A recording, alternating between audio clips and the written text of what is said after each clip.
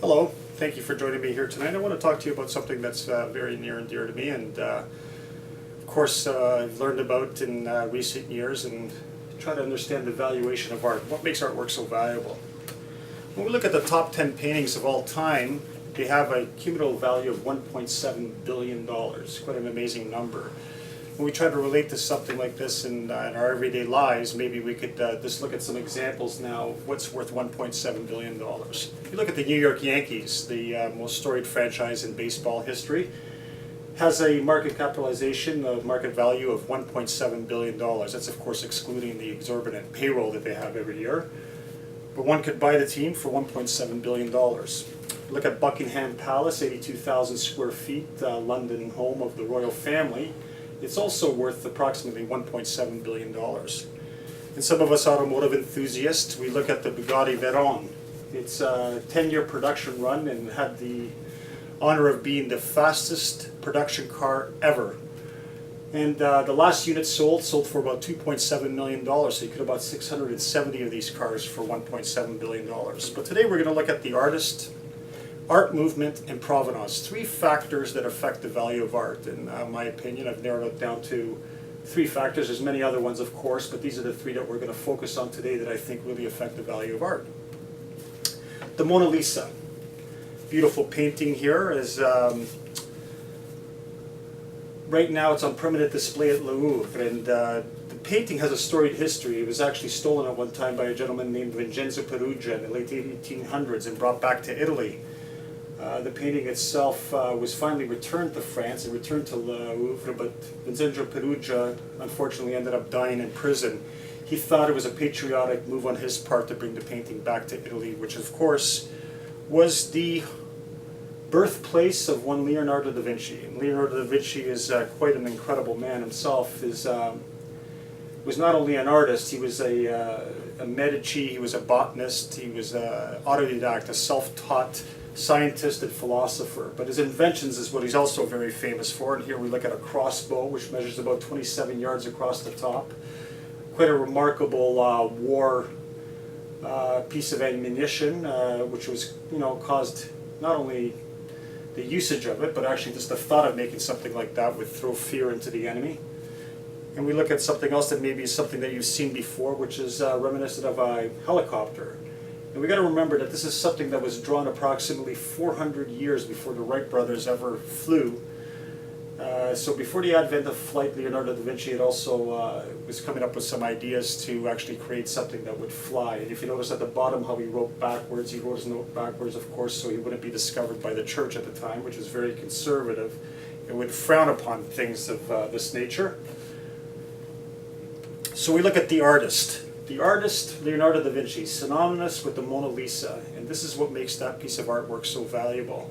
The Louvre actually is rumored to insure the painting for $1 billion. Quite an incredible amount of money. The next painting we'll look at is Claude Monet's wonderful painting called Impression Sunrise. Impression Sunrise was painted in 1872. It went first on public display in 1874 when Claude Monet and a group of his peers had a show in France.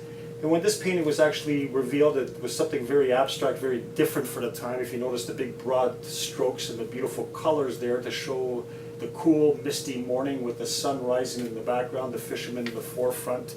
If you take a closer look at it, you can see how really abstract these ships are painted in the background. Claude Monet wanted his paintings to look poetic. He wanted them to go away from the scientific, the rigid-looking paintings of the time before him. And he really wanted to leave a lot of the finishing touches to us, the viewer, leave it to our imagination, which was quite an incredible thing for the time. But what makes this painting priceless, really, and valuable is the fact that Impression Sunrise started an art movement called Impressionism. So the name Impression Sunrise was used to create the art movement Impressionism from 1870 to 1890. We look at Mark Rothko's White Center, a beautiful painting. Painting that looks like at times when you stare and focus at it, that it looks like it's almost moving, vibrating, almost expanding. And Mark Rothko always said that he wanted his paintings to feel like they were like a human being, like they were breathing, like they were alive. So you see a lot of push and pull, and with the feathered edges, the painting actually almost comes to life the longer you look at it. but what makes it valuable is provenance. The ownership history of this remarkable painting was owned by J.D. Rockefeller. Now, J.D. Rockefeller was a oil magnate in the late 1800s, early 1900s, and he was the founder of Standard Oil. So what ends up happening with a painting like this, it's provenance, it's ownership history, what came before it, who owned it, made it valuable. And when we see here, this is the Sheikh Hamid of the royal family of Qatar, a Middle Eastern oil magnate who went into a bidding war in 2007, in May of 2007, against another bidder who was also rumored to be in the oil business, and they bid this painting up to a final sold price of $72 million, which at the time set a world record for the most expensive post-war painting ever sold at auction or privately. So when we look at all three paintings together, which is really interesting, is that lucky for us, the general public, two of these three paintings are still available to be viewed at galleries, and that's of course the Mona Lisa and Impression Sunrise. The Mona Lisa being available for view at Le Louvre, and there's a Monet gallery in Lèvres, France, the hometown of Claude Monet, where you can go see Impression Sunrise. Mark Rothko's painting, of course, White Center, is in private ownership and not available for viewing in the general public at this time. When we look at one other painting here, this is Roy Lichtenstein, the pop art era. Roy Lichtenstein painted this painting called The Ring in approximately 1956. Painted at the time when he was going through quite a difficult divorce, so one would say that maybe the ring was being pulled off the finger rather than being put on, but the ring, the engagement, first sold in 1997 for $2.2 million.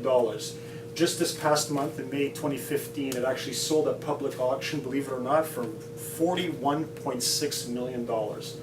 For anybody who doubts the fact that artwork is not a valuable investment, this obviously proves that it is, and considering that this painting in just 18 short years, it went up 20 times its value. So thank you very much for joining me today, and I hope hopefully you learned something and enjoyed the presentation. Thanks again.